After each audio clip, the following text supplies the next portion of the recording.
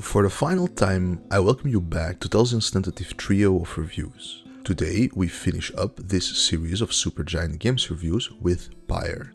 Hell, it's about time. The Supergiant game that came out before Hades in 2017. As we've seen already with Transistor, the team put in real effort on the part of the design and development of the game to differentiate Transistor from Bastion, to prevent them from essentially falling into the trap of making the same game over and over again. It definitely succeeded for Transistor, and to say it succeeded for Pyre would be a huge understatement. Pyre is special among the other titles in the Supergiant catalog. It is the one game that makes story part of the gameplay instead of the other way around. Instead of the story and characters unfolding while killing enemies and whatnot, the dialogue and story choices here are very much the centerpiece of the game. Some may call this boring, since there's less action to go around.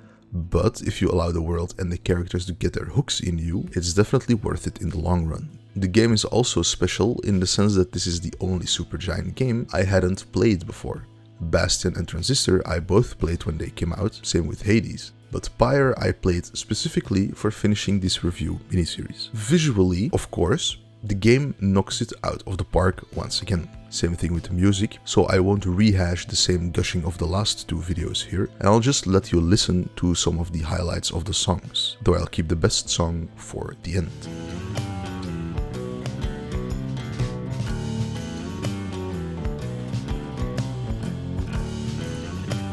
Lies a leaden sky, the stars all hide away from the chill until the evening rise.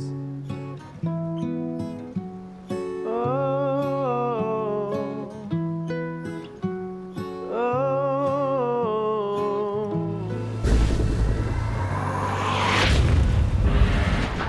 Commence.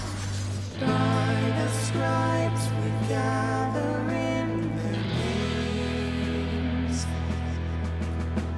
to face the night winds here before the flames.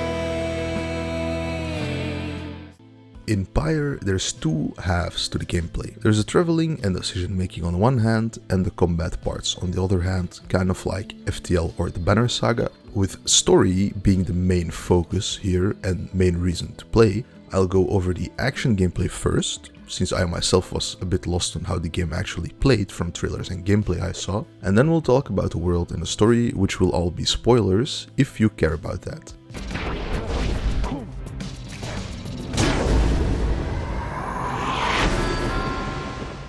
So first, the action gameplay part. These are called Rites, and they are quite simple, though they may look confusing if you haven't played the game yourself. Essentially, it's like this. Each side has a pyre and 3 participants in the arena. In the middle of this arena is a celestial orb. Each side can control a single participant of theirs to move around and pick up the orb, with the goal of either dunking it into the enemy's pyre or simply chucking the orb into it from a distance. Dunking it into the pyre prevents the participant from spawning in the next round, but usually allows for more damage to be done to the enemy pyre, unless certain traits prevent or change that. Each participant also has an aura, which is the colored aura you see on the ground. These two are influenced by traits, as well as different stats, and are unique depending on the race of the participant. If a participant gets touched by the opposing team's aura, they are banished and have to wait to respawn to rejoin your team on the field. Most races can expel their aura, using it as a projectile or have some other way to use it, either offensively or defensively. Most races can also jump and or have a dash or some other mobility boost of some kind. To prevail in a ride, you use all these abilities of all of your different participants at your disposal to quench the enemy pyre by repeatedly dunking or throwing the celestial orb into it.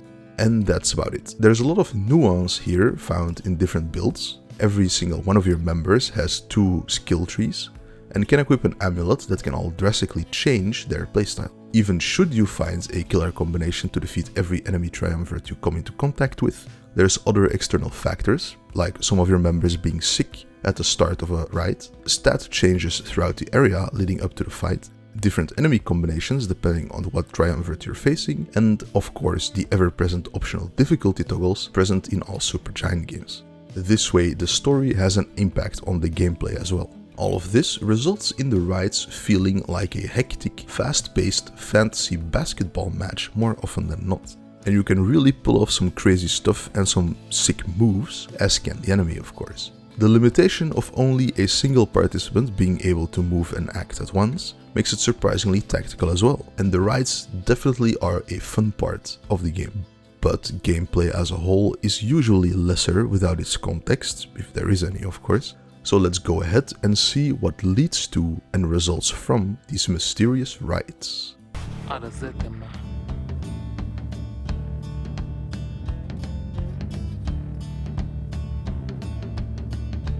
Consilia.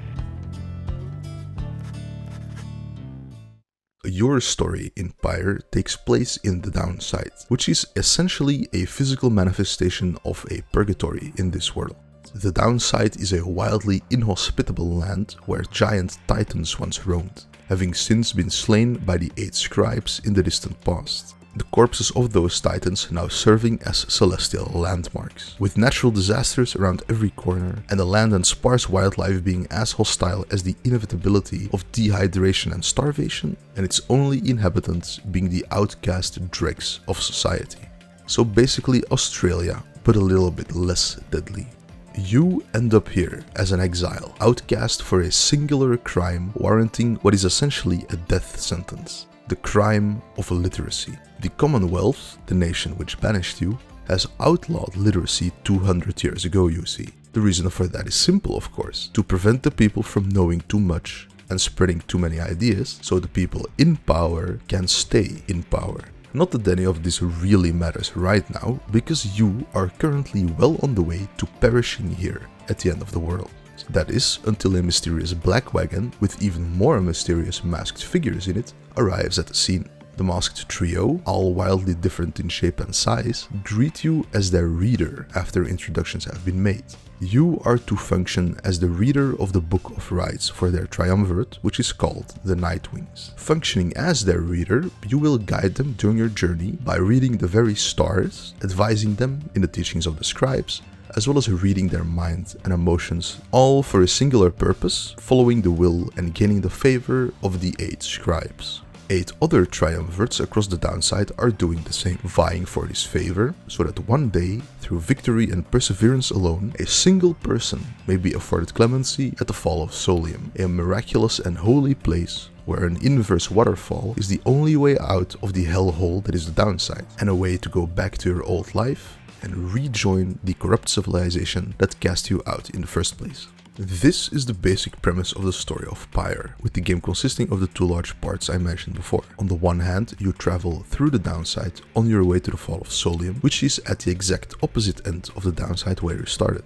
Please refer to this masterfully drawn map by me for reference. During this traveling, you meet other people, all of them being exiles of course, who join you on your journey. All of these people, aside from all being a different race, all have their own backstories as well, of course, since they were all banished here for one reason or another, and all want to go back up as well, each with their own things left unsaid and undone. The main strength of Pyre and its story is making you care for these people throughout your journey.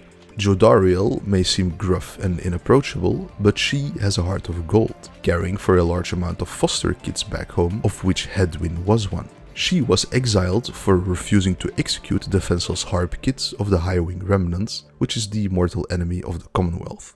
Rookie Greentail has a big mouth, but a small posture and an even smaller heart. He was and still is a merchant by trade, albeit not a very successful one, trying to care for his extended family by putting in the work back home. Until at one point he got roped into an illegal trafficking operation, shipping goods to the Downside from the Commonwealth, until he himself ended up down here after getting caught. Tizo is an imp, most of which are howlers here in the Downside, feral monsters who pose a real threat to every exile down here in their large numbers. He is of a rare breed of high intelligence, being a direct descendant of Haup the Swallow, which is one of the 8 scribes. He was not exiled here, instead being born in the Downside, but he too has an extensive backstory with Volfred Sandalwood and the old triumvirate of the Nightwings. Now, I'm obviously not going to expand on every single character here, or the video would be an hour and a half long, but suffice it to say that the characters here are real characters, and with so many, including the enemy triumvirates you encounter, as well as the interesting world building through the pages of the Book of Rites you unlock as a whole, the world of Pyre, or more specifically the world of the Downside, really comes to life during your journey.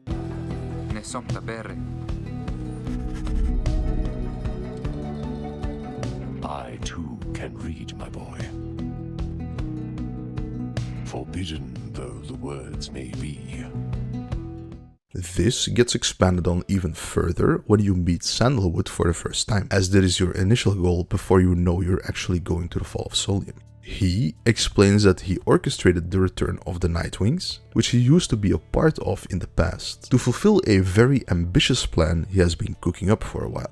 A peaceful revolution of the entire Commonwealth, based upon the original principles of the 8 Scribes, which the Commonwealth was presumably built upon in the first place after the fall of the preceding Saurian Empire, with the fall of that empire about 1,000 years ago coinciding with the advent of the 8 Scribes, as the leader of the 8 Scribes, Solium Mur, was the last emperor of the Saurian Empire. The 8 Scribes, by the way, as I mentioned them a few times already, are semi-mythical figures who are revered by basically everyone in the Downside as gods almost. The Book of Rites, or more specifically all of the books of Rites, were written by the 8 Scribes themselves, and you do see a lot of their perspective on the Downside and what was once the Saurian Empire. Basically, to give a short history lesson, Solium Mur sucked ass as an emperor and was eventually cast into the Downside as the result of a plot to depose him. He was rescued by Haup and together wandered and survived for a while in the Downside. Solium made use of his time here to reflect on what exactly went wrong and where the Empire started to fall, and became ever so wiser doing this, changing both mentally and physically as the result of his time in the Downside, since humans start growing horns and turning into demons over time like Jadariel. During Solium's journey, he meets others, all of them of a different race, which is reflected in your Nightwing Triumvirate, obviously. Together, the 8 Scribes, once they were fully formed, killed the great titans that made the Downside an even worse place than it still is, and then seemingly disappeared.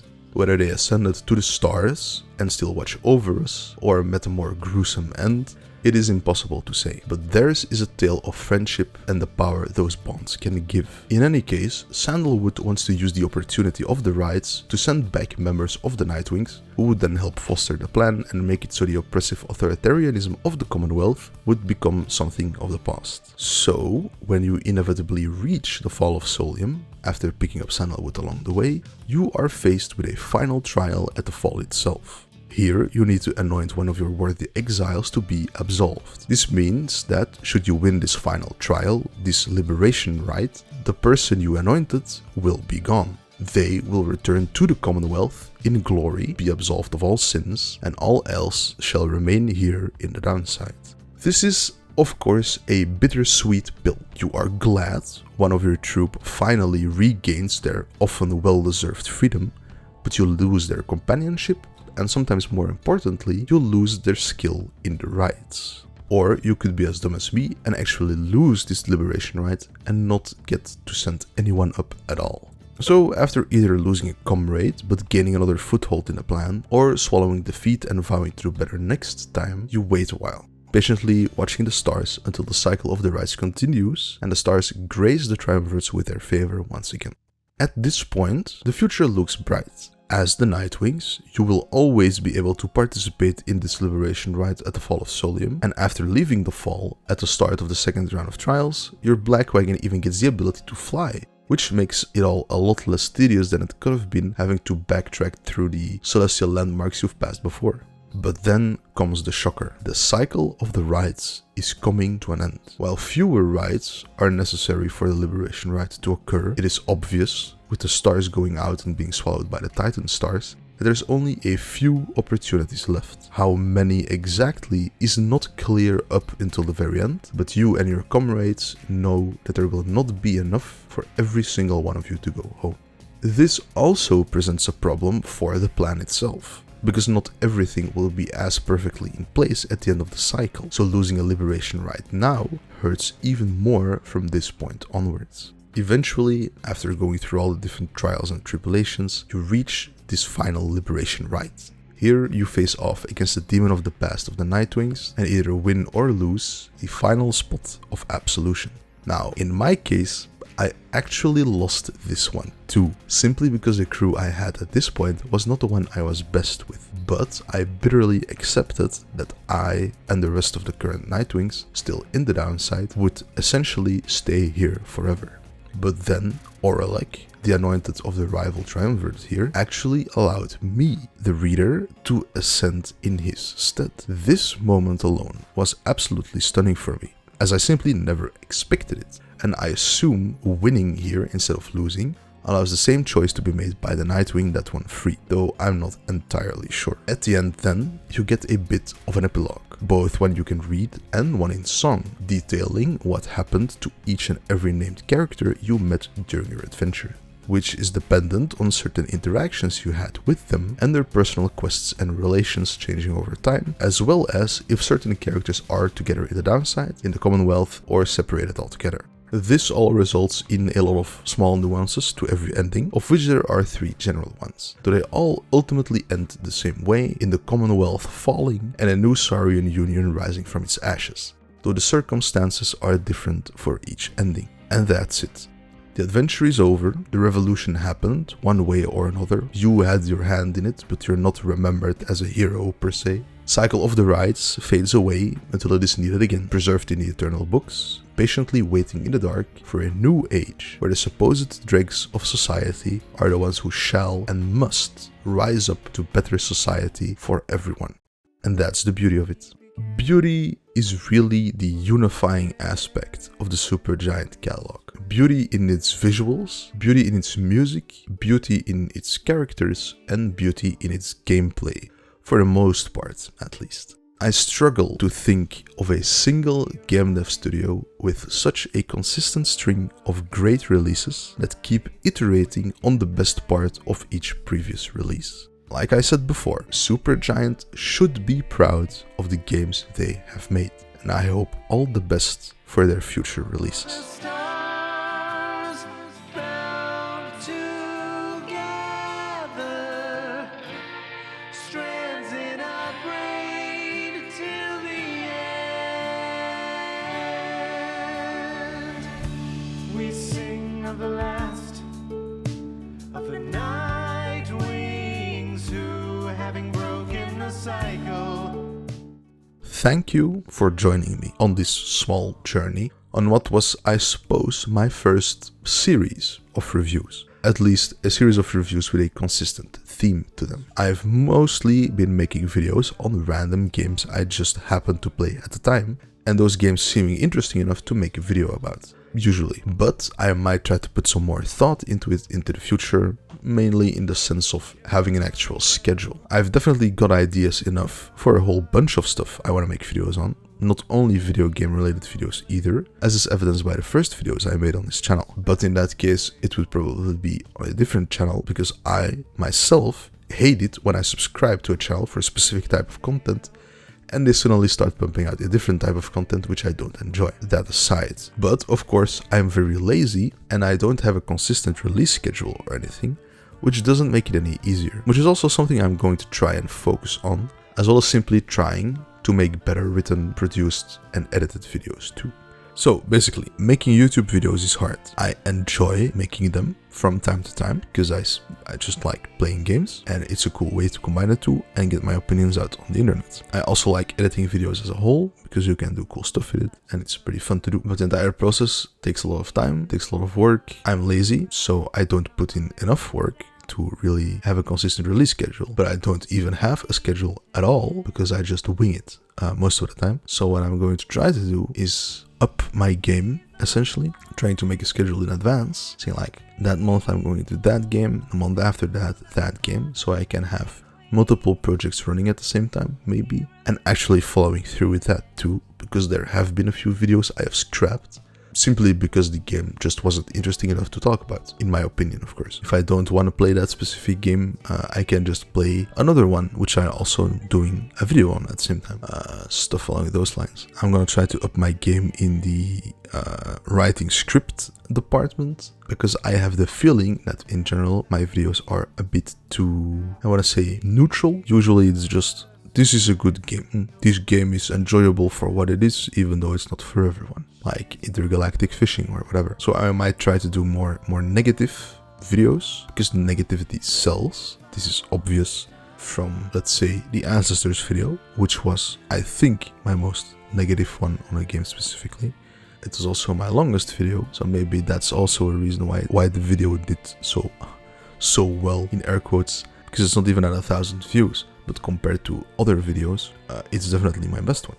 So maybe I have to do more along those lines. Gotta rewatch the video a few times to determine what makes it stand out from the others, because it can't be the game itself, simply for the reason that nobody knew what the game was and it wasn't played at all.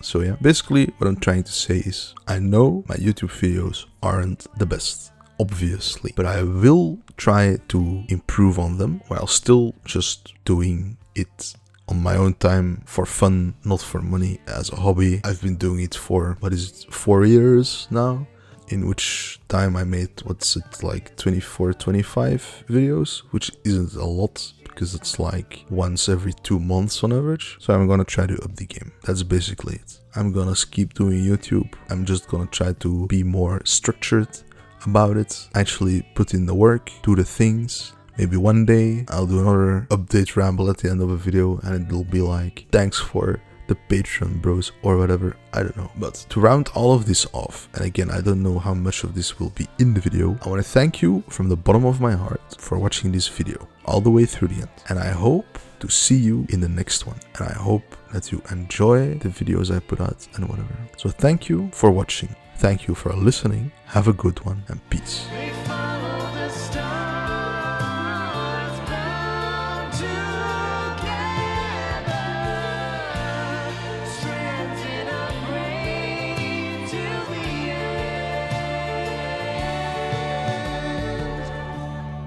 Now at the end, as we bid farewell and return to the stars, we shall find our way home.